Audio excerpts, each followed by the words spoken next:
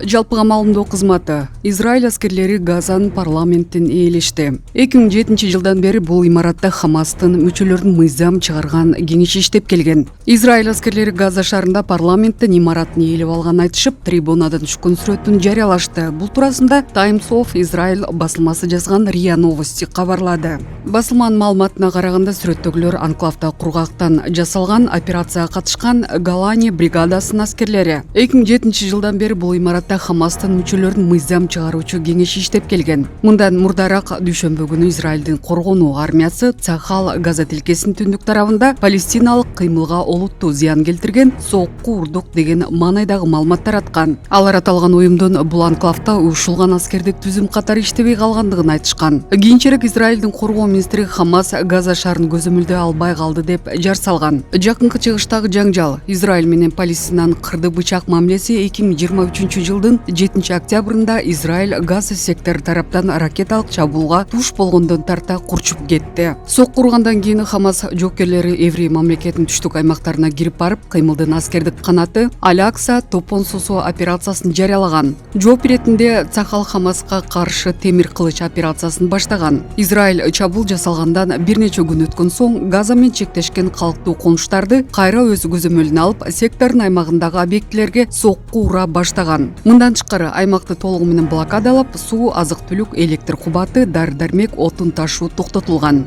Газа тилкесиндеги каза тапкандардын саны 11 000 кишиге жетсе, алардын 4 000ден ашыгы балдар экени айтылды. 28 000ден көп адам жаракат алганы айтылды. Ал эми жергиликтүү бийликтин маалыматында Израилден 1,4 000 киши көз жумган, жабыр тарткандардын саны 5 000ге жакын. Аркылуу эсептер боюнча 200гө чукул израилдиктен Хамаста кармалып турганы айтылып келет. Ал эми аталган уюм бул сан 250гө жакындап барарын билдирген. Тараптардын аймактык кызыкчылыгы менен байланышкан палестиндер менен израилдиктердин жаңжалы ондогон жылдардан бери аймактагы кагылышуунун себепкери болуп келген. Эстердин келигишүүсү менен 1947 жылы урматтуу Москва шаарындагы мекендештер, Умбем клиникасы төмөнкү кызматтарды сунуштайбыз. Педиатр, гинекология, стоматология, неврология, хирургия, кардиология, лор, УЗИ жана башка. Андан тышкары массаж жана бардык лабораториялык анализдер. Толук маалымат +7 925 103 22 77. Биздин дарек Москва шаары, метро Нахимовский проспект, Сивашская 7, корпус 2. Сиздин ден соолугуңуз биздин камкордук. Эстердин келигишүүсү менен 1947 жылы Бириккен Улуттар уюму Израиль менен Палестина мамлекеттерин түзүү чечимин кабыл алган. Бирок натыйжада Израиль гана түзүлгөн. Тель-Авив эки өлкө принцибине макул болгону менен палестиналык аймактарды бошотпой келет. Бир айдан ашуун убакыттан бери тутанып жаткан согуш оту эл аралык уюмдардын, анын ичинен Бириккен Улуттар уюмунун 101 кызматкеринин өмүрүн алган. Бул туурасында Бириккен Улуттар уюмунун башкы катчысы Антонио Гутерриш билдирди.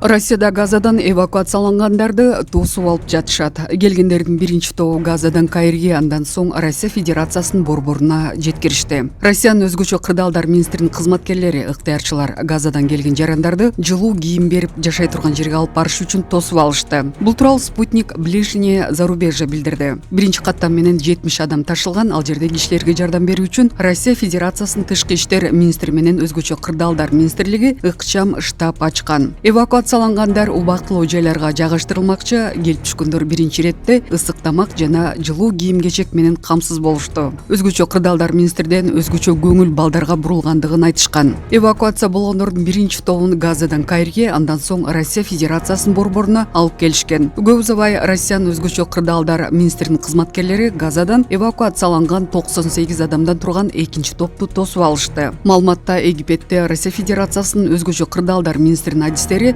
Рафах көзөмөл өткөрүү жайынан өткөн кишилер менен иштеп, аларга психологиялык көмөк көрсөтүүнү улантып жатканы айтылган.